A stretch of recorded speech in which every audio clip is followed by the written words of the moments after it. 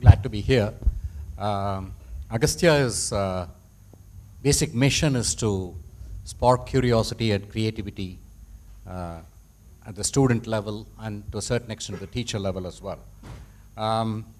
We now run about 100 different locations, programs through 70 mobile labs and 30 science centers, getting children to do things hands-on rather than just go through a rote memory-based didactic kind of work in the classroom. The teacher quality is a bit of an issue, as Maya and others pointed out in yesterday's session. And therefore, an intervention based on hands-on learning, using models and experiments, getting children to interact in class, ask questions, and go beyond what is written in the textbook is what we fundamentally do. We have scaled from something like one mobile lab in 10 years before to today, as I've said, 70 mobile labs, 30 science centers, reaching 1 million children in 12 states. That's what we do, and right now what is on our plate will make us just double that number in a single year. So we are going to be, we are in that tipping point, as it were, where our, the growth is going to be, will continue to be spectacular. How do we do that? I mean, to get back to the idea of tipping point, I think one of the things that we have done is not just concentrated on the basic program that we do, which is bringing awareness, curiosity, creativity at the lowest level, but building on programs on top of that. So today we have a suite of programs that we can mount on top of the basic program of awareness creation into interest, into curiosity, into project-based learning, into creativity, and ultimately, hopefully, innovation. So the entire pyramid of learning, of being curious, leading to innovation is something that we have. We have programs catering to at different levels.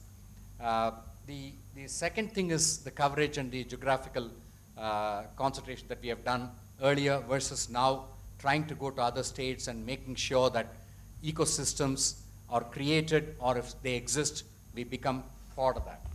So this whole idea of tipping point of scale versus replication. Do you scale yourself, or are you in a position to do replication even by means that are not directly branded as Agastya or whatever, but you're able to deliver the ultimate mission and vision? And that's where, working with governments, as Ms. Arya pointed out, is very important, because ultimately, I think we can call ourselves successful when we can almost hand back to the government what we do, and they can do it in the same quality and in a massive scale. That's when you would have done real, scaling and replication. So our efforts are always to work in an integrated fashion with the government. We need the government support anyway, because the children won't come to our science centers or attend our mobile lab sessions unless the government permits that. And therefore, working with them, being appreciative of what they do rather than being critical, and making sure that you pick up any opportunity for you to help the government do this. For instance, the public-private partnership, where you invest something and then the government invests a lot more than that, but you create a much bigger reach and much better quality and so on and so forth. So to us, scale versus replication, the replication will always take the importance in defining the tipping point.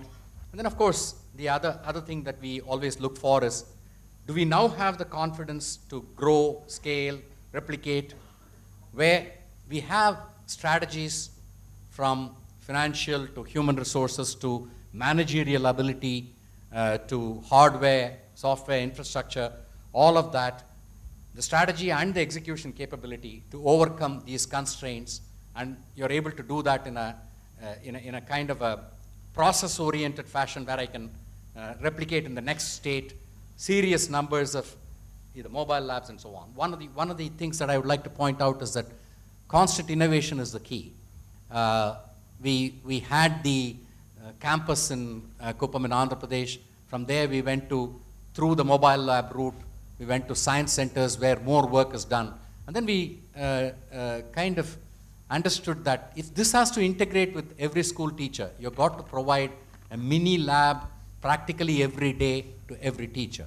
How do you do that? And then therein was born the concept lab in a box, where we split up what we do in a mobile lab, disaggregate it into 10 different boxes for 10 different subjects, give it to 10 schools, make the lab box stay in a school for a week, facilitate the teacher and the trainer, and then make sure that there is a lab kind of a thing present, and therefore the teacher can engage in hands-on, excited learning on teaching every day of the week.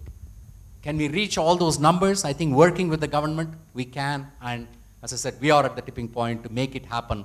Particularly Karnataka is a great case and example where with enlightened leadership, the current leadership is amazing in terms of wanting to make things happen in the right spirit, and we are able to go into an ecosystem model as well as the lab in a box oriented model to make the system integrate with them, and the government school teachers ultimately empowered to do what we do in the main. So Great. that's the way we are growing and reaching the tipping point.